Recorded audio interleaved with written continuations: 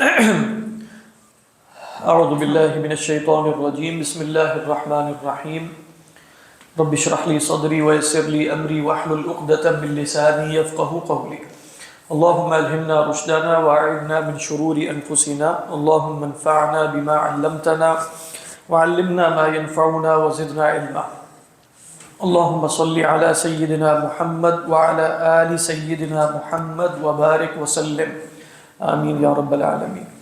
دیکھیے پچھلی آیت کا مضمون یہ تھا کہ جب انہیں کتاب اللہ کی طرف بلایا جاتا ہے حکم بنانے کے لیے تو انکار کرتے ہیں، اعراض کرتے ہیں۔ کیوں کرتے ہیں؟ ذالکہ میں اشارہ اس کی طرف فرمایا ذالکہ اشارۃ الی التولی والاعراض، تو پچھلی آیت میں تولی اور اعراض تھا، اس کی طرف اشارہ ہے۔ یہ کیوں ہوا؟ بأنہم قالوا لن تمسنا النار الا ایاما معدودات، ترجمہ واضح ہے نا؟ بسبب تسهيلهم امر العقاب على انفسهم لهذا الاعتقاد الزائغ والطمع الفارغ، کہہ رہے ہیں یہ سب کچھ اس لیے کہ انہوں نے اپنے اوپر جو امر عقاب ہے نا وہ اس کو بہت آسان لے لیا ہے۔ کیوں آسان لے لیا؟ کیوں؟ لهذا الاعتقاد الزائغ، یہ جو ٹیڑھا عقیدہ بنا لیا نا، وہ کون سا ٹیڑھا عقیدہ ہے؟ لن تمسنا النار الا ایاما معدودات، والطمع الفارغ، اور خام خواہ کی لالچ، یعنی طمع کبھی وہ ہے جس کی کوئی بنیاد ہو، یعنی آپ امیر کے آگے بیٹھے ہیں تو شاید آپ کو کچھ دے دے، لیکن مفلوق الحال غریب کے سامنے بیٹھے ہیں اور کہیں کہ مجھے اس سے کچھ ملنے کی طمع ہے، تو یہ طمع کیا شمار ہوگی؟ طمع فارغ۔ وَغَرَّهُمْ فِي دِينِهِمْ مَا كَانُوا يَفْتَرُونَ، کیا ہے؟ من ان النار، کہتے ہیں ما كانوا يفترون کی وضاحت کر رہے ہیں، یعنی انہیں دھوکے میں ڈالا دین میں۔ کس نے؟ غرہ کا فاعل کون ہے؟ ما كانوا يفترون، تو وہ کیا شے ہے؟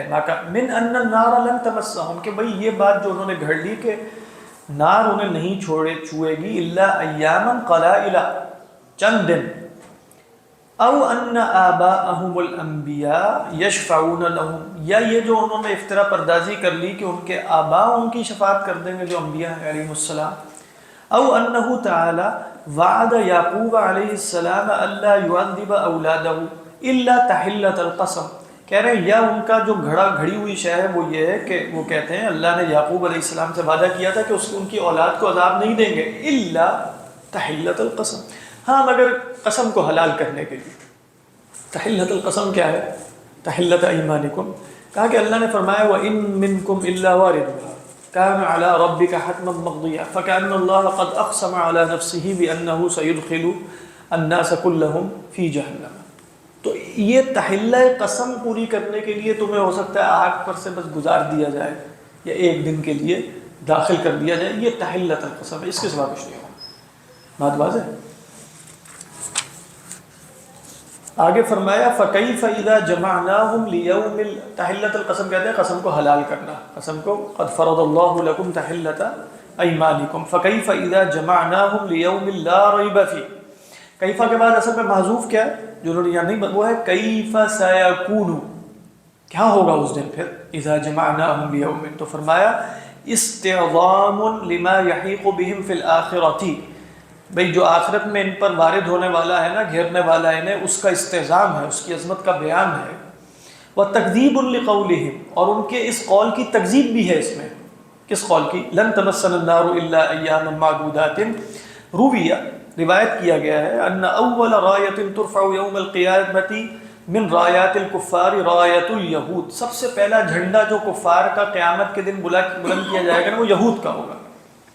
جھنڈے سے کیا مراد ہے؟ یہ لواء الغدر ہے، جیسے حدیث میں آتا ہے یرفع للغادر لواء، ہر جھوٹے اور اس کے لیے ایک نشانی بتائی جائے گی، یہ فلاں غادر ہے، یہ فلاں کافر ہے، تو سب سے یعنی جھنڈے سے مراد ہے ان کی علامت کے طور پر، تو سب سے پہلے قیامت کے دن جن کو کفار میں سے رسوا کیا جائے گا لوا دے کر، وہ یہود ہوں گے، یہ مراد۔ یعنی فرمایا روی ان اول رایۃ ترفع یوم القیامۃ من رایات الکفار رایۃ الیہود، لہذا کیا ہوگا پھر فیفضحهم اللہ تعالی علی رؤوس الاشہاد، سب لوگوں کے سامنے، رؤوس الاشہاد سب گواہوں کے سامنے اللہ ان کو رسوا کرے گا۔ ثم یأمر بہم الی النار، بات واضح۔ وَوُفِّيَتْ كُلُّ نَفْسٍ مَا كَسَبَتْ، مَا كَسَبَتْ سے کیا مراد ہے؟ جزاء ما کسبت، بات واضح ہے۔ وفیہ دلیل، اب دیکھیں یہ کلامی مسئلے کی طرف اشارہ ہو گیا، وفیہ دلیل علی ان العبادۃ لا تحبط، اس میں دلیل ہے کہ عبادت ضائع نہیں ہوتی۔ اچھا کیسے دلیل ہے؟ سمجھ تو نہیں آ رہی ویسے، لیکن ابھی ہم دیکھیں گے تو بات واضح ہو جائے گی۔ وَأَنَّ الْمُؤْمِنَ لَا يُخَلَّدُ فِي النَّارِ، مومن جو صاحب ایمان ہے وہ آگ میں ہمیشہ نہیں رہے گا۔ لِأَنَّ تَوْفِيَةَ ایمانِهِ، دیکھیے ذرا پہلے سمجھ لیں پھر بات ہے۔ یہ آیت امام غازی علیہ الرحمہ کو یہاں جا کر آپ پڑھیں، وہ فرماتے ہیں اس آیت سے اہل سنت نے استدلال کیا کہ مومن صاحب ایمان جہنم میں ہمیشہ نہیں رہے گا۔ معتزلہ نے استدلال کیا کہ صاحب کبیرہ جہنم میں جائے گا، لازماً جائے گا۔ بات واضح ہے؟ اہل سنت لازماً تو نہیں کہتے، وہ کہتے ہیں اللہ تعالیٰ نے کہا ہے وَوَفِّيَتْ كُلُّ نَفْسٍ مَا كَسَبَتْ، ہر نفس کو اس کی کمائی پوری پوری دی جائے گی۔ وَهَذَا الْعَاصِي الَّذِي ارْتَكَبَ كَبِيرَةً وَلَمْ يَتُبْ مِنْهَا هل سيجازى يوم القيامة على ما كسب؟ نعم، تو پھر جب اس کو جزا دی جائے گی تو جہنم میں بھیج دیا جائے گا، لازم ہوا جہنم میں جائے گا۔ بات واضح ہے؟ وَوَفِّيَتْ كُلُّ نَفْسٍ مَا كَسَبَتْ وَهُمْ لَا يُظْلَمُونَ۔ اہل سنت نے کیا کہا؟ اہل سنت نے کہا کہ بھئی ہر نفس کو اس کی کمائی پوری پوری دی جائے گی۔ اچھا اب جو صاحب کبیرہ ہے اگر وہ مومن ہے، صاحب ایمان ہے، مومن ایمان اس کی کمائی میں سے ہے کہ نہیں؟ اچھا اس کی کمائی کا ایمان بھی اسے پورا پورا دیا جائے گا کہ نہیں دیا جائے گا؟ آپ کہہ رہے ہیں کئی دو تین صورتیں ہو سکتی ہیں منطقی اعتبار سے۔ ایک صورت یہ ہو سکتی ہے کہ اسے پہلے جنت میں بھیجا جائے جزا دینے کے لیے، پھر وہاں سے نکال کے جنت میں بھیج دیا جائے۔ کہتے ہیں یہ تو باطل ہے، اجماعاً باطل، نہ تمہارے ہاں یہ بات قابل قبول ہوگی نہ ہمارے ہاں قابل قبول ہوگی، یا اسے جزا دی ہی نہ جائے۔ آپ کہیں جزا نہیں دی جائے گی تو اس کا نتیجہ یہ ہوگا کہ عمل نے اپنے سے بڑی شے کو باطل کر دیا، وہ ایمان ہے، یہ بھی بالکل غیر معقول بات ہے۔ یا پھر تیسری صورت یہ ہو سکتی ہے کہ بھئی اسے جزا دی جائے اس کے گناہ کی، اور پھر یہ توفیت الایمان اس کے بعد ہو، ایمان کی جزا اس کے بعد ہو، تو اس کا نتیجہ کیا ہے کہ بھئی جہنم میں اگر وہ گیا تو وہاں سے نکال دیا جائے۔ یہ استدلال ہے۔ تو کہتے ہیں کہ اس سے معلوم ہوا پہلی بات کہ عبادت، یہاں عبادت سے مراد اصلاً ایمان ہے، وہ محبت نہیں ہوتا کیونکہ وہ اس کی کمائی ہے۔ وَوَفِّيَتْ كُلُّ نَفْسٍ مَا كَسَبَتْ، ایمان ضائع کب ہوگا؟ ایمان حابط محبت کب ہوگا؟ جب ایمان سے بڑی کوئی شے اسے، یعنی ایمان کے پیرالل شے اس کی ضد آ کر اسے باطل کرے۔ وہ پیرالل شے کیا ہے ایمان کے؟ تو کفر، گناہ تو اس سے نیچے، گناہ ایمان کو کیسے باطل کرے گا؟ سمجھ میں آ رہی ہے کہ نہیں؟ تو کیا فرماتے ہیں وفیہ دلیل علی ان العبادۃ، اچھا وہ آگے بتا رہے ہیں لِأَنَّ، اب یہ استدلال ہے ان کا، لِأَنَّ تَوْفِيَةَ إِيمَانِهِ وَعَمَلِهِ لَا تَكُونُ فِي النَّارِ۔ اچھا وہ کہہ رہے ہیں ایمان اور عمل کا بدلہ اسے آگ میں دیا جائے گا کیا؟ یہ بھی نہیں ہو سکتا۔ کیا کہے کہ ہاں آگ میں ڈال کے وہیں اس کو ایمان کی جزا بھی دے دی جائے گی؟ کیا مطلب ایمان کی جزا آگ میں کیسے دی جائے گی؟ اچھا وَلَا قَبْلَ دُخُولِهَا، اور نہ اس سے پہلے، کس سے پہلے؟ آگ میں داخل ہونے سے پہلے۔ کیوں؟ اس لیے کہ اس کا مطلب ہوا آگ میں داخل ہونے سے پہلے وہ نعیم میں ہوگا، جنت میں ہوگا، پھر واپس جہنم میں چلا جائے گا۔ یہ تو اجماع بات ہے۔ فَإِذًا هِيَ بَعْدَ الْخَلَاصِ مِنْهَا، تو پھر کب جزا ملے گی اسے ایمان کی؟ بعد الخلاص منها، ای بعد الخلاص من النار۔ یہ ایک مسئلہ یہاں انہوں نے ذکر کیا، وَوَفِّيَتْ كُلُّ نَفْسٍ مَا كَسَبَتْ۔ نعیم جو ہے وہ تو اس سے پہلے بھی ہوگا، میدان حشر میں بھی، یعنی اس کا ایک کاؤنٹر آرگومنٹ وہ یہ ہو سکتا ہے کہ میدان حشر میں بھی کچھ لوگ، اس میں بھی یہی ہوگا کہ ایمان کی جزا وقتی سی تھی، حالانکہ ایمان زیادہ بڑا، اور جو اس سے کمتر عمل ہے اس کی جزا ہے۔ اس کا مطلب کیا ہوا؟ اس کا مطلب یہ ہوا کہ اس عمل نے ایمان کو محبت کر دیا۔ کہیں یہ نہیں ہو سکتا کیونکہ ایمان اس کی کمائی میں سے ہے، تو اس کی کمائی کا بدلہ اسے لازماً ملنا چاہیے، وہ محبت نہیں ہوگا۔ اور اگر ایمان اس کی کمائی میں سے ہے تو اس کا بدلہ لازماً عمل کی جزا سے زیادہ ہوگا۔ وَهُمْ لَا يُظْلَمُونَ، اور ان پر ظلم نہیں کیا جائے گا۔ الضمیر کس کی طرف جا رہی ہے؟ لِكُلِّ نَفْسٍ عَلَى الْمَعْنَى، کیونکہ پیچھے آیا تھا وَوَفِّيَتْ كُلُّ نَفْسٍ، تو کل نفس ویسے تو نفس مؤنث ہے لیکن معنی میں تو سب شامل ہے نا، تو ہم کی ضمیر لوٹا دی، وَهُمْ لَا يُظْلَمُونَ، الضمیر لِكُلِّ نَفْسٍ عَلَى الْمَعْنَى، لفظ کی طرف نہیں ہے، معنی کی طرف ہے۔ لِأَنَّهُ فِي مَعْنَى كُلِّ إِنسان، کیونکہ مراد کیا ہے؟ کل انسان۔ قُلِ اللَّهُمَّ مَالِكَ الْمُلْكِ تُؤْتِي الْمُلْكَ مَنْ تَشَاءُ وَتَنْزِعُ الْمُلْكَ مِمَّنْ تَشَاءُ۔ قُلِ اللَّهُمَّ، اب دیکھیں اس میں پہلا مبحث یہ آ رہا ہے کہ اللہم کیا ہے؟ مطلب سیدھی بات ہے نا، ایک تو ہوتا ہے یا اللہ اور ایک کیا ہے؟ اللہ ہم۔ تو یہاں وہ دونوں آراء بیان کر دیں گے پہلی رائے ہے بصریین کی اور دوسری رائے ہے کوفیین کی. تو پہلے جو رائے وہ بیان کر رہے ہیں وہ اہل بصرہ کی. کیا فرماتے ہیں؟ قل اللہم المیم عوض عن یا. کہہ رہے ہیں یہ جو میم آ گیا نا اصل میں تو اللہ، اللہ پورا نام تو یہی بنتا ہے، آخر میں کیا آ گیا؟ اللہ میم مشددہ اللہم. تو یہ جو میم مشددہ ہے یہ کس کے بدل کے طور پہ آیا ہے؟ عوض کے طور پہ آیا ہے. یا اصل میں کیا ہے؟ یا اللہ، یا اللہ. تو جب آپ نے یا ہٹا دیا تو اس کے عوض کے طور پہ آخر میں میم آیا اللہم. بات واضح؟ تو کیا کہتے ہیں؟ المیم عوض عن یا. اچھا ان کی دلیل کیا ہے؟ کہتے ہیں وَلِذَلِكَ لَا يَجْتَمِعَانِ. یہ دونوں جمع نہیں ہو سکتے. کون دونوں؟ کیا آپ کہیں یا اللہم یا اللہم؟ نہیں، غلط. یا آپ کہیں اللہم، یا آپ کیا کہیں گے؟ یا اللہ. تو اس کا مطلب کیا ہوا؟ بصریوں نے دلیل کیا نکالی ہے کہ اچھا یہ جب جمع نہیں ہو سکتے تو اس کا مطلب ہے جیسے آپ یہ نہیں کہہ سکتے یا اللہ، دو حرف ندا آپ جمع نہیں کرتے. تو اس کا مطلب یہ ہوا کہ یہ حرف ندا ہے. تو لہذا اگر آپ یا ہٹاتے ہیں تو یہ آتی ہے اور یہ ہٹاتے ہیں تو یا آ جاتی ہے. تو اس کا مطلب کیا ہوا کہ یہ حرف ندا ہے جو ایک دوسرے کی جگہ عوض کے طور پہ آ جاتے. بات سمجھ میں آ رہی؟ تو کیا فرمایا؟ وَلِذَلِكَ لَا يَجْتَمِعَانِ وَهُوَ مِنْ خَصَائِصِ هَذَا الْاسْمِ. کہہ رہے ہیں یہ اس اسم کے خصائص میں سے لفظ جلالہ. کیا مطلب؟ آپ یہ نہیں کہہ سکتے زیدن، مطلب زیدن بکرم، نہیں. اللہم یہ صرف لفظ جلالہ کو پکارنے کے لیے آپ کہیں کیوں خاص ہے؟ بھئی عربوں کے ہاں ایسے ہی خاص تھا کیونکہ لغت کی بنیاد تو سما ہوتی ہے. اچھا وہ کہتے ہیں کہ آپ کہیں کیوں خاص ہے، آپ کی دلیل کیا ہے؟ کہہ رہے ہیں بھئی لفظ جلالہ بہت سے احکامات میں خاص ہے. وہ کیسے؟ دیکھیں فرمایا كَدُخُولِهَا عَلَيْهِ مَعَ لَامِ التَّعْرِيف. کہہ رہے ہیں اصل میں تو اللہ پر اشتقاق کا انہوں نے بتایا. اللہ میں الف لام کیا ہے؟ لام تعریف. جب آپ نے کسی لفظ کے ساتھ یا لگانا ہو تو یا یوہا لگائیں گے، خالی یا لگائیں گے تو لام تعریف ہٹا دیں گے کہ نہیں؟ آپ کہیں گے یا رجل، آپ یہ تو نہیں کہیں گے یر رجل.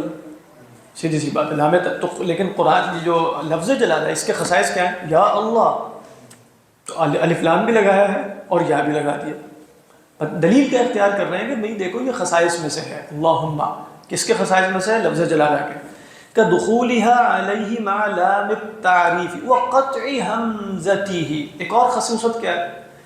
یا اللہ نہیں کہتے آپ، یا اللہ ہے تو یہ الف لام. الف لام کیا ہے؟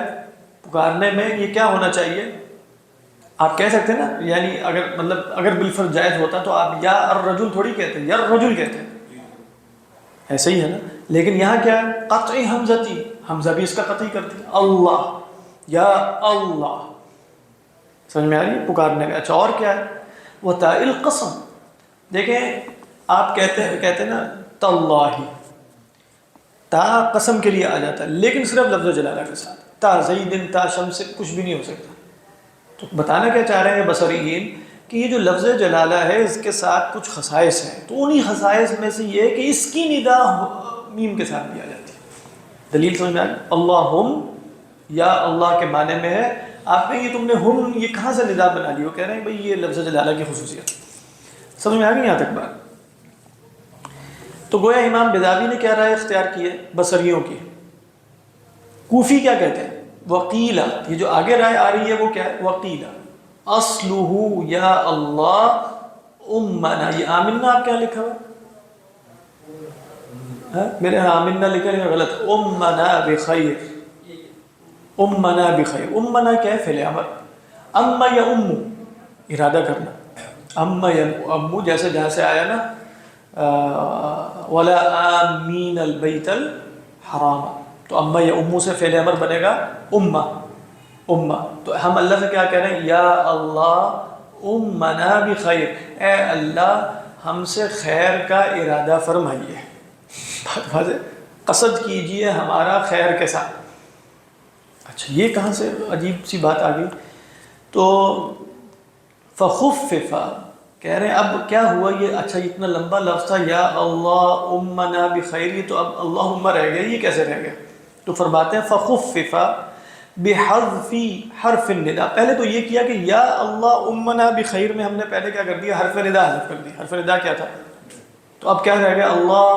اللہ امنا بالخیر. اچھا، اس کے بعد ہم نے کہا کہ یہ جو متعلقات فعل ہے نا ان کو بھی حذف کر دیتے ہیں. متعلقات فعل کہتے ہیں جس کا مفعول اور متعلق، یعنی ہم نے کہا امنا تو نا کیا تھا؟ مفعول، اور بخیر کیا تھا؟ متعلق. یہ دونوں کس کے متعلق تھے؟ یہ متعلق فعل کے تھے، چاہے مفعول ہو یا وہ بھی ہم نے اڑا دی. اچھا، پھر کیا رہ گیا؟ امنا. پھر ہم نے کیا کیا؟ اس کے بعد ہم نے حمزتی کہا کہ اس کا حمزہ بھی حذف کر دیتے ہیں. ٹھیک ہے، تو بات یہاں تک پہنچی، یعنی فخفف بحذف حرف النداء ومتعلقات الفعل وحمزته فماذا بقي امہ. اب امہ بھی نہیں، حمزہ بھی نکال دیا، تو پیچھے سے اللہ کے ساتھ جب جوڑ کے پڑھیں گے تو اللہ امہ. یہ ہے بات واضح.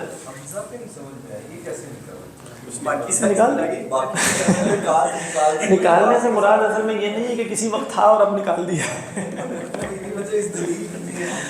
ہاں نہیں، اصل میں ہاں بالکل آپ کا سوال ویلڈ ہے. اس کو سمجھنے کا طریقہ وہ تھا نا، وہ مولانا علی میاں نے نقل کیا وہ اس میں اپنے پرانے چراغ میں نا، کہ وہ آئے وہ پوچھے کہ پتہ نہیں کیا، انہوں نے کہا کہ ہاں انہوں نے ذکر کیا کہ ہم نے آ کر کہا کہ یہ قالہ جو تھا نا اصل میں قبلہ تھا، تو اس کو ہم نے واو کو الف میں بدل دیا، کیا ہو گیا؟ قالہ.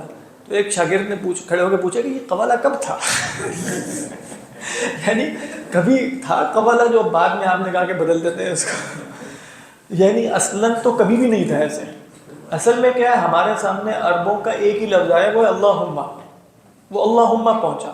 اب یہ اللہم کیا ہے، عرب کیوں استعمال کرتے ہیں؟ بات ہے. تو اب ایک تعبیر بصریوں نے نکال لی، ایک کیا کس نے نکال لی؟ کوفیوں نے. تو بصریوں نے بتایا اصل میں یوں ہوگا. ان سے بھی پوچھا گیا یہ تم نے کہاں سے؟ وہ کہہ رہے ہیں بس ہم نے سنا ایسے اور ہمیں لگ نہیں رہا ہے کہ یہ حرف ندا ہے. تمہیں کیوں لگ رہا ہے یہ حرف ندا ہے؟ اس لیے کہ یا امہ جمع نہیں ہوتا ہے.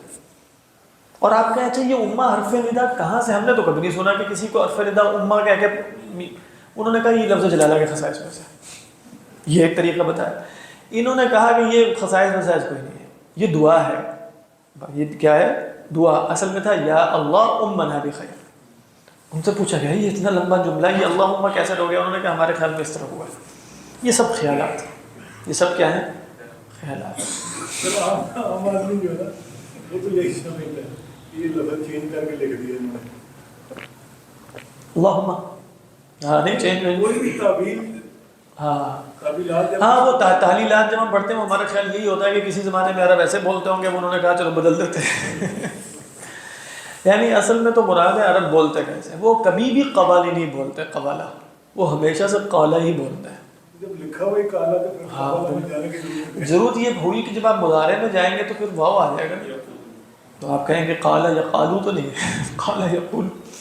پھر آپ نے مصدر دیکھنا ہے. مصدر میں جو حرف اصلی ہے جو بدلا ہوا ہوتا ہے وہ واپس آ جاتا ہے. یہ آپ کو مصدر کی خاصیت معلوم ہوگی. تو آپ کہیں قال یقول قولا، باع یبیع بیعا، سار یسیر سیرا، مشى یمشی مشیا. وہ تو پہلے ہی موجود ہے.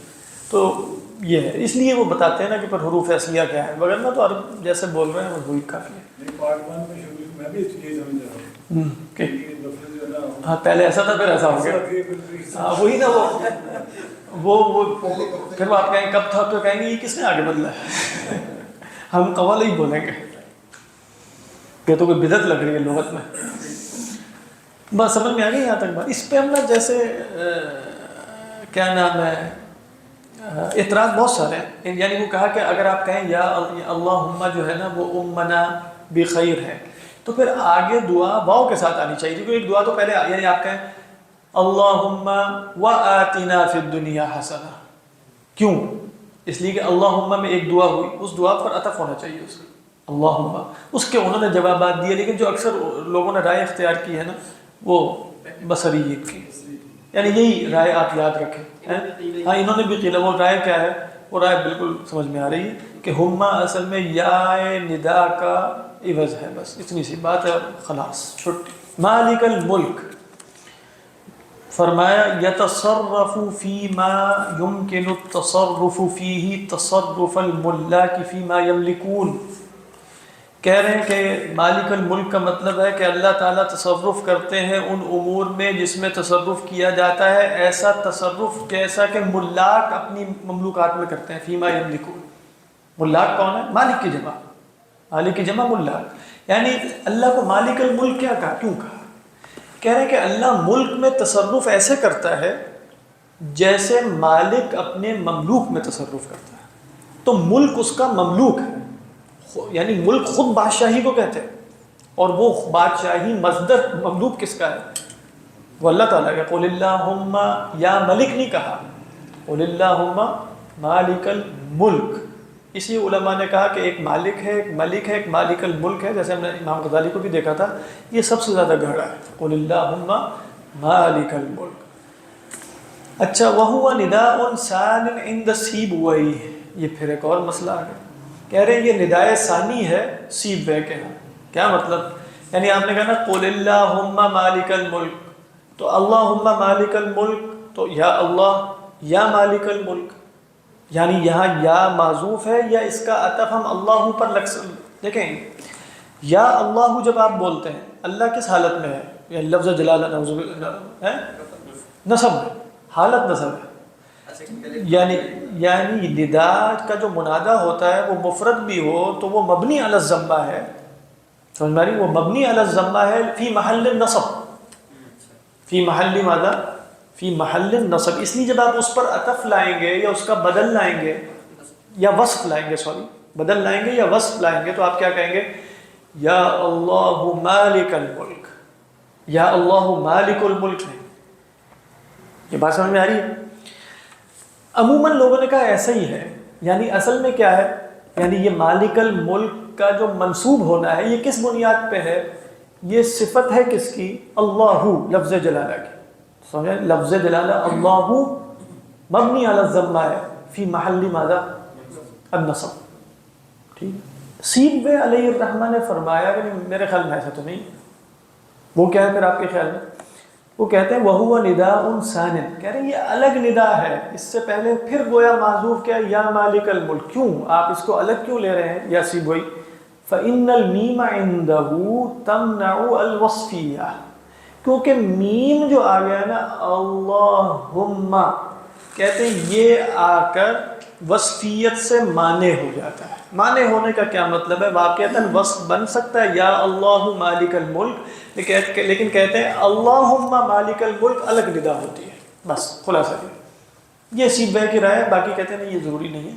یہ وصف یعنی یہ منصوب علی الوصفیہ ہے. سیبویہ کیا کہیں گے؟ یہ منصوب علی الندا ہے. یہ بات سمجھ میں آ رہی ہے؟ سیبویہ کہیں گے یہ منصوب علی الندا ہے لنداء ثان.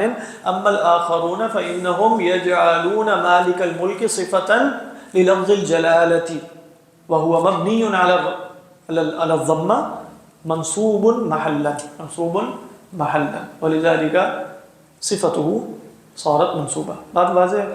اسی پر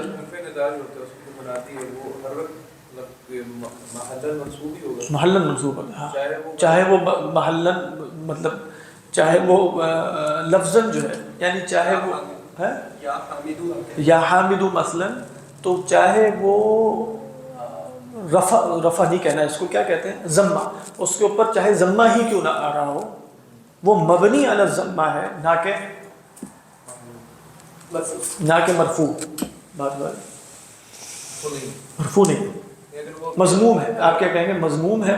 مضموم سے مراد ذات کے ساتھ، پھر تو منصوب ہے ہی ہے، تو نظر بھی آ گیا. اب وہ مبنی بھی نہ رہا، وہ دکھتا نہیں ہے، لیکن محلن منصوب ہے. اس پر اگر آپ عطف لائیں گے یا اس کی صفت لائیں گے تو وہ کیا ہوگی؟ منصوب ہوگی.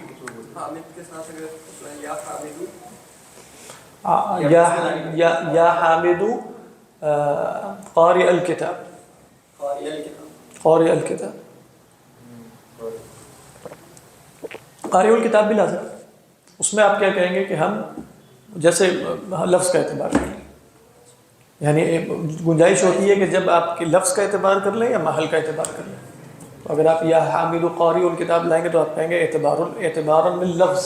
آج اصل میں جمعہ ہے،